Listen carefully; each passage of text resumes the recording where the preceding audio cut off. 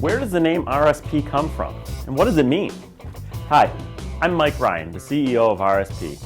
Customers often ask me, where does the name RSP come from? Ryan Screen Printing was started in 1960 by my uncle, John Ryan.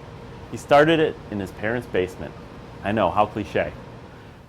After having some success, Robert Ryan, my father, joined his brother in the family business, and then a short time later, their father joined them as well. Today, my brother and I are the third generation to run this company. In 2005, our business started to change. We realized we were doing less screen printing and more plastic molding, rubber molding, electronics, and digital printing. To make sure our name was not misleading and to honor the history and tradition of Ryan Screen Printing, we changed our name to RSP.